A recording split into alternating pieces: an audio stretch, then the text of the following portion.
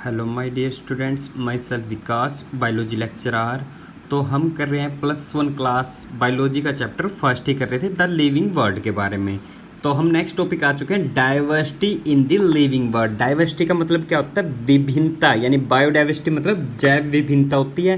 तो विभिन्नता कहाँ पे पाई जा रही है? In the living world. जितने भी लिविंग ऑर्गेनिज्म है उसमें क्या है? विभिन्नता है, क्योंकि हर एक ऑर्गेनिज्म का मोड ऑफ न्यूट्रिशन, रेस्पिरेशन से लेके डाइजेशन से लेके हर एक प्रोसेस क्या है? अलग अलग हैं और डिफरेंट टाइप्स के ऑर्गेनिज्म हमारे अर्थ पे पाए जाते हैं। तो देखिए विभिन्नता के बारे में कहेगा तो ये क्या कहता है? If you look around you will see a large variety. अगर हम अपने चारों तरफ देखें तो हम क्या देखेंगे? Large variety of living organism की एंड बी पोटेड प्लांट्स। उसमें क्या क्या होंगे? Plants, insect, birds, your pets and other animals and plants होंगे।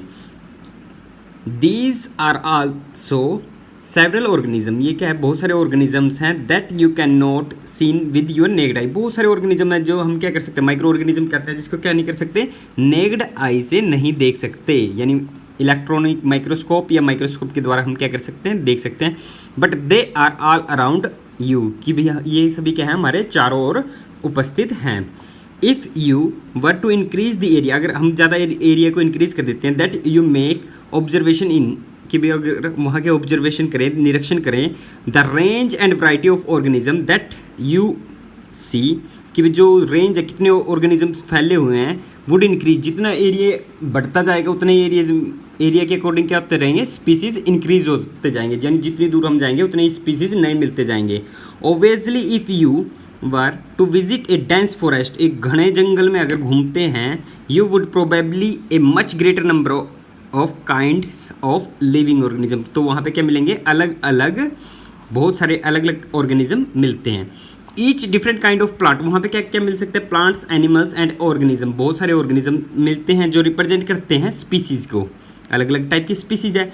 The number of species that are known as describe the range. तो इन स्पीसीज की range कितनी है? अभी तक हमारे अर्थ में 1.7 to 1.8 मिलियन स्पीसीज आइडेंटिफाई हो चुकी हैं। और यही क्या कहलाते हैं? This refer to as a biodiversity. जो हम पढ़ रहे हैं लिविंग वर्ल्ड में, तो बायोडाइवर्सिटी को क्या कह सकते हैं? The number and type of organism present on earth. ये क्या होगी? बायोडाइवर्सिटीज की डेफिनेशन, कि टोटल नंबर, कितने नंबर में और कितने प्रकार के अलग अलग टाइप्स के एनिमल्स के कितने हैं, आर्थ्रोपोडा, मोलस्का, इकाइनोडर्मेटा, जो आगे पढ़ेंगे, अलग अलग ऑर्गेनिज्म किस प्रकार के प्रेजेंट हैं अर्थ पे। We should remember here that we explore new area, कि भी नया एरिया में जाते हैं, इवन ओल्ड वन, जब पुरानी या new organism are continuously being identify.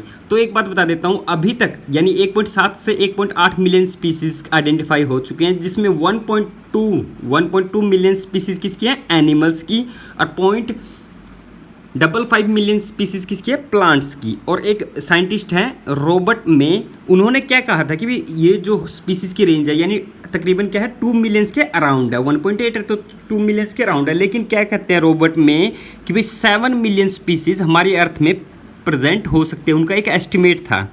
और एक बात और बता देते हैं, एवरी ईयर्स, प्रत्येक साल क्या होता है? 15,000 यानी 15,000 न्यू स्पीसीज आर डिस्कवर्ड, कि 15,000 नई स्पीसीज क्या होती हैं?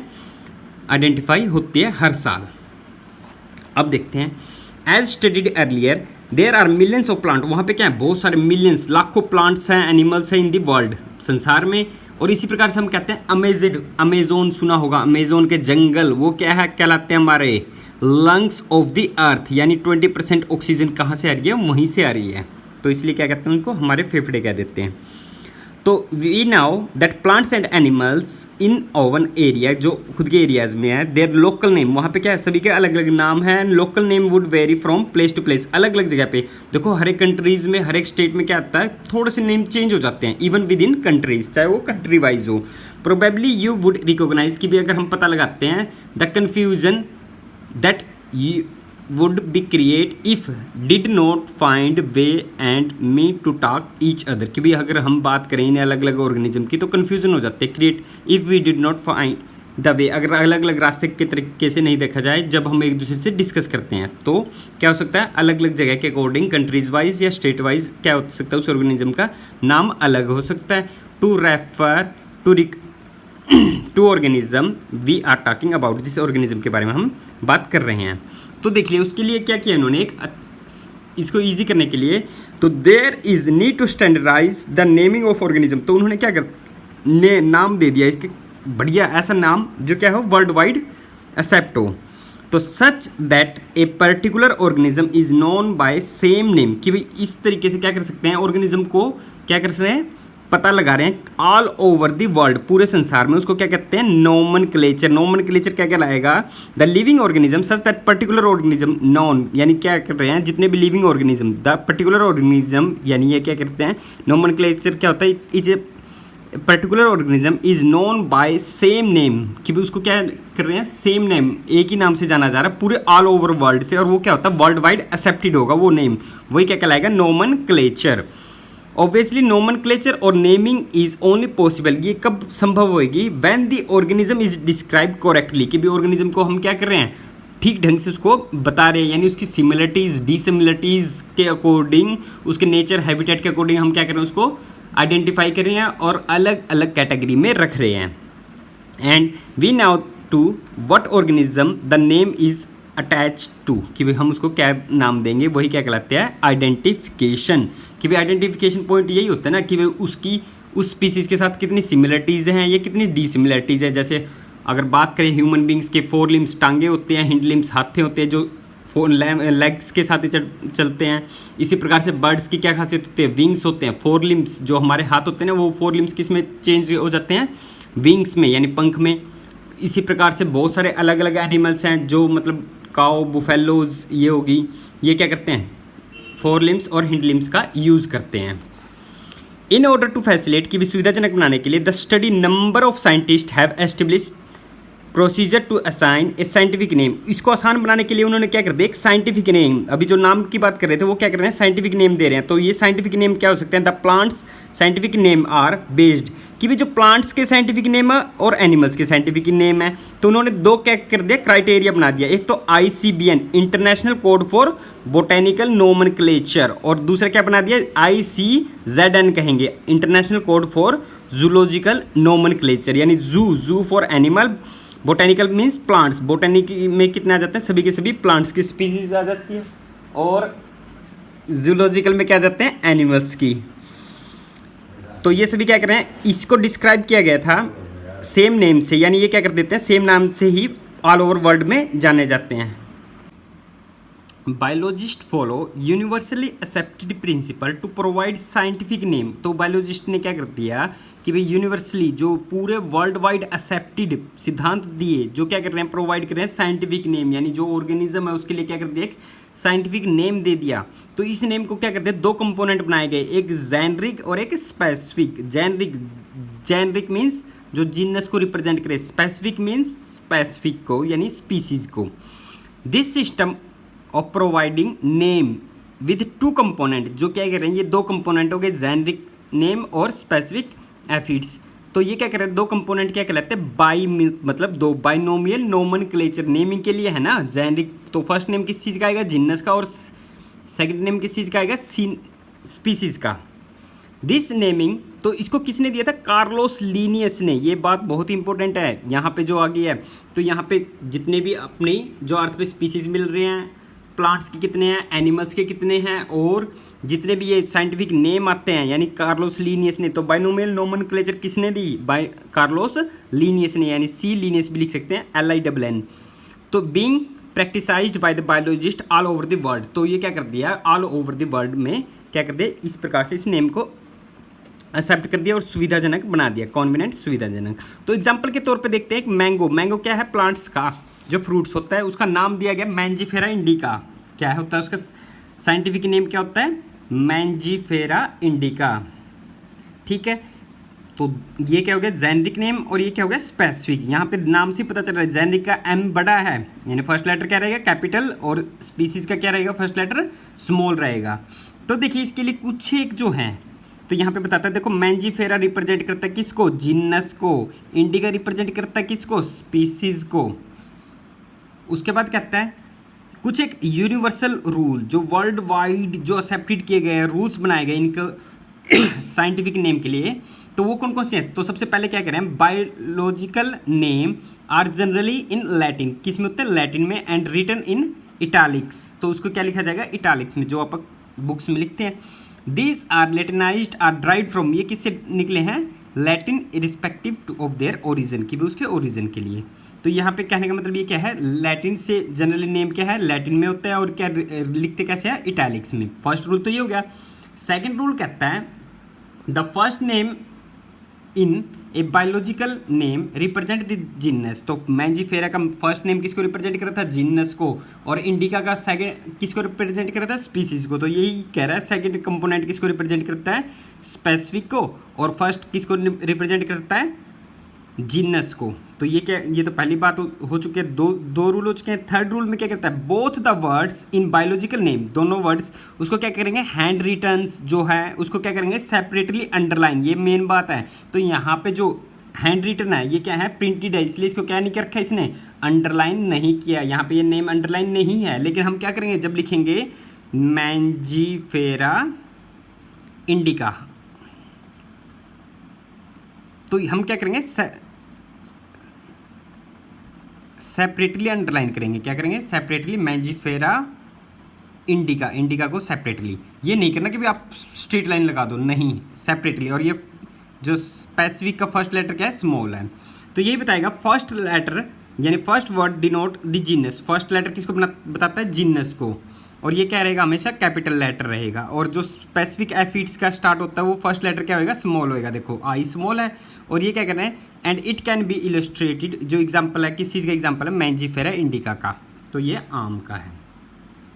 The name of the author appears after a specific affix that is the end of the biological name written as। तो कुछ क्या कर देते हैं, जैसे हमने मैंजीफेरा इंडिका किया है, तो जैसे मान लो कोई साइंटिस्ट था, अभी ये नोमेनक्लेचर किसने दी थी? कार्लोस लीनियस ने। तो ये क्या कर दिया? इंडिका के पीछे अपनी स्पीसीज यानी खुद के नाम के लिए क्या लिख सकते हैं? जैसे कार्लोस लीनियस ने क्या लगा दिया था? LINN, लीनियस के लिए LINN कर दिया। तो देखो इसने एग्जाम्पल के तौर पे क्या कर दिया खुद का नाम देने के लिए? मैंजीफेरा इंडिका, और ये LINN का मतलब है लीनियस ने दिया हुआ है। तो ये जो it indicate the species was firstly describe किसने किया था? कार्लोस लीनियस ने। तो इसने फर्स्ट 4 डिजिट लगवा दिए अपने नेम के। तो इस प्रकार से अदर साइंटिस्ट भी यूज कर सकते हैं। Since it is nearly impossible to study all living organism, कि भी ये क्या करें? इम्पॉसिबल था ऑल लिविंग ऑर्गेनिज्म के लिए स्टडी के लिए। It is necessary to devices some means make this possible, कि भी कुछ एक डिवाइस बनाया गया जिससे क्या हो? उनको स्टडी करने के लिए आसानी हो, study of living organism easily हो जाए। तो इस प्रोसेस को क्या कहते हैं? उनको क्लासिफिकेशन कर दी। क्लासिफिकेशन मतलब वर्गीकरण कह दिया, यानी उनके किस प्रकार से उनको ग्रुप बना के अलग अलग कैटेगरीज में, यानी उनकी सिमिलरिटीज, कैरेक्टर्स के अकॉर्डिंग, डिसिमिलरिटीज, ये सभी हैबिटेट, मोड ऑफ न्यूट्रिशन के अकॉर्डिंग क्या कर दिया? क्लासीफाई कर दिया। तो क्लासिफिकेशन क्या होती है? Is the process by which anything is group into convenient categories, की भी उनकी क्या बना दी? सुविधाजनक कैटेगरी बना दी। Based on some easily observable characters, की भी उनके कैरेक्टर्स के बेस्ड पे जितनी भी सिमिलरिटीज और डिसिमिलरिटीज है। एग्जाम्पल के तौर पे कहता है, यानी ये क्या क्लासिफिकेशन की डेफिनेशन हो चुकी है। तो ये कहता है we easily recognise group such as plants, हम आसानी से क्या कर सकते हैं? प्लांट्स को, एनिमल्स को, यानी डॉग, कैट और इंसेक्ट को क्या कर सकते हैं? पता कर लगा सकते हैं, रिकॉग्नाइज, पहचान सकते हैं। The moments we use any of these term as associated certain characteristics with the organism that group। तो देखो प्लांट्स के अलग कैरेक्टर्स होते हैं। नॉन मतलब क्या है? नॉन मूवेबल है। एनिमल्स क्या कर सकते हैं? मूव कर सकते हैं। डॉग की क्या होते हैं? टेल होते हैं, माउथ, 4 लेग्स। कैट की भी सेम होते हैं, साइज छोटा होता है डॉग के मुकाबले में। ये सारी चीज़ इंसेक्ट्स में क्या आ गए? बटरफ्लाइज आ जाते हैं, जो बहुत सारे क्या कर सकते हैं? फ्लाइंग वाले भी हो सकते हैं, हेक्सापोडल 6 लेग्स वाले भी, टेट्रापोडल्स, ये सभी अलग अलग कैटेगरीज के आ जाते हैं। और एक बात और कि भी हमारे अर्थ में सबसे ज़्यादा स्पीसीज किस चीज़ की पाई जाती है? इंसेक्टा की, यानी आर्थ्रोपोड्स की। तो ये क्या कह रहे हैं? The moment we use any of these term we associated certain characteristics, जो अलग अलग कैरेक्टरिस्टिक्स हैं। तो जैसे हमारे माइंड में आता है, अगर इमेज देखें किसकी? We see you think of a dog. अगर हम कुत्ते के बारे में सोचे, बिल्ली के बारे में, या कोई भी काऊ, बुफेलोज या अदर एनिमल्स, टाइगर, तो हमारे माइंड में क्या आ जाता है? इमेज आ जाती है उसकी, जोन से भी ऑर्गेनिज्म की हम सोचते हैं। तो ये क्या कह रहे हैं, इसी प्रकार से obviously each one of us will see dogs and not cat, कि भाई कुत्ता है या बिल्ली है, इजीली आइडेंटिफाई कर सकते हैं। नाउ इफ वी थिंक, अगर क्या करें ये, अगर हम सोचें किसके बारे में, थिंक ऑफ एलेस्टियन। एलेस्टियन होता है जर्मन शेफर्ड डॉग, जो होता है कुत्ते की एक ब्रीड है। We now that we are talking about, कि भाई ये क्या है, एलेस्टियंस कौन सी स्पीसीज का है। तो ये सिमिलरली सपोज कर रहे हैं, वी आर टू से मैमल्स। मैमल्स क्या होते हैं, जो मिल्क प्रोड्यूसिंग ऑर्गेनिज्म होते हैं, जो क्या करते हैं, बर्थ, बच्चे को क्या करते हैं, पैदा करते हैं। स्किन क्या होती है इनकी, हेयरी होती है, सभी चीज़ें हैं। तो ये क्या करें, you would of course you think animals with external ear. Animals की क्या होंगे, एक्सटर्नल ईयर होगी, बॉडी में हेयर्स होंगे, ये सारे करेक्टर्स होते हैं। लाइकवाइज इन द प्लांट, इसी प्रकार से प्लांट्स के बारे में टॉक करते हैं, किसके बारे में, वीट के बारे में। द पिक्चर ऑफ ईच, तो वीट की क्या हो जाएगी, इमेज आ जाएगी जो हमने देखी हुई थी, या जो हमें माइंड में सेटअप थी, हमने जो से पहले उसकी इमेज देखी है। विल बी वीट प्लांट किया जाती है। नोट ऑफ राइस, की भी अगर वीट की बात करें तो वीट की ही आएगी, ना कि राइस की। तो hence all these dogs, cats, mammal, wheat, rice, plants और एनिमल्स एटसेट्रा जितने भी आगे आर कॉन्वेनेंट कैटेगराइज्ड, कि भी इनको क्या करते हैं, एक सुविधाजनक कैटेगरी बना दी। We use to study organism, जिससे हम क्या कर सकते हैं, ऑर्गेनिज्म को स्टडी कर सकते हैं। तो scientific term of these category is known as taxa, उसको क्या कहते हैं हम, टैक्सा। तो ये क्या करते हैं, here we must recognise that taxa can indicate categories at different level पे, जैसे प्लांट्स के, एनिमल्स के। तो टैक्सा की अगर डेफिनेशन लिखना चाहते हो तो ये भी लिख सकते हो, it is a group of one और मोर। कि टैक्सा क्या होता है, ग्रुप होता है किसका, एक या एक से ज़्यादा पॉपुलेशन का, या population of organism seen by taxonomist to form a unit. और टैक्सोनोमिस्ट ने क्या कर दिया, उसको एक यूनिट के तौर पे बना दिया। जो यूनिट है आप देखेंगे किस प्रकार से बनी हुई है। तो ये एग्जांपल दे रहा है, जैसे प्लांट्स के केस में, प्लांट्स आल्सो फॉर्म ए टैक्सा, प्लांट्स क्या फॉर्म करता है, टैक्सा। लेकिन wheat is also form of taxa, wheat भी क्या है, यानी ये क्या कर रहा है, जो अलग अलग पॉपुलेशन की क्या कर रही है, एक ग्रुप में, यूनिट में बन रहा है। तो उसके बारे में बता रहे हैं। प्लांट्स में क्या कर रहे हैं, प्लांट्स भी टैक्सा है, लेकिन एग्जाम्पल किसका ले लिया, वीट का, वो भी क्या है, टैक्सा। इसी प्रकार से एनिमल्स का एग्जाम्पल ले लेते हैं।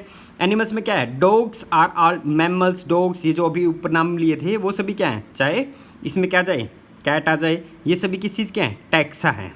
But you now that dog is mammals, अब हमें पता है कुत्ता क्या है, मैमल्स, यानी क्या करता है, बच्चों को पैदा करता है। मैमल्स आर एनिमल्स, जितने भी मैमल्स हैं वो क्या है, एनिमल्स हैं। Therefore animals, mammals and dogs जो रिप्रेजेंट करते हैं अलग अलग टैक्सा को, यही टैक्सा को क्या कर दिया हमने, एक यूनिट बना दिया है, वही क्या कहलाती है आपकी टैक्सा।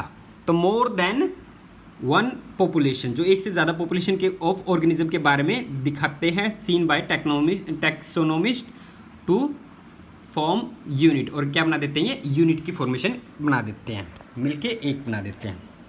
इसी प्रकार से based on characteristics all living organism can be classified in different taxa. अब क्या करते हैं, जितने भी लिविंग ऑर्गेनिज्म है उनके अलग अलग टैक्सा है, तो वो प्रोसेस क्या कहलाते हैं, टैक्सोनोमी। टैक्सोनोमी होती क्या है, कि भाई ये क्या कर रहा है, एक्सटर्नल और इंटरनल स्ट्रक्चर, जितनी भी उसकी एक्सटर्नल है बाहर से दिखने वाली, और internal structure along with the structure of cell, उसकी किस प्रकार की सेल है, डेवलपमेंट किस प्रकार से हो रही है, और इकोलॉजिकल इन्फॉर्मेशन ऑफ ऑर्गेनिज्म, की भी इकोलॉजी, हमारे पर्यावरण में वो किस प्रकार से इन्फॉर्मेशन, किस प्रकार से वो रहता है, हैबिटेट, मोड ऑफ न्यूट्रिशन, ये सारी चीज़ें आती है, are essential and form the basis of modern taxonomic study. वो क्या बना देते हैं, मॉडर्न टैक्सोनोमिक स्टडीज़ के लिए। तो ये क्या कह रहा है, हैंस कैरेक्टराइजेशन, कि भाई उनके कैरेक्टर्स, गुणों के अकॉर्डिंग आइडेंटिफिकेशन पता लगाना, और क्लासिफिकेशन उनका वर्गीकरण करना, और उनको नाम देना, nomenclature are the process of basic और टू टैक्सोनोमिक। तो ये सभी जो कैरेक्टर्स हैं, पहले आपने कैरेक्टर्स देखे, सिमिलरिटी, डिसिमिलरिटीज़, उनके बारे में आइडेंटिफिकेशन ली,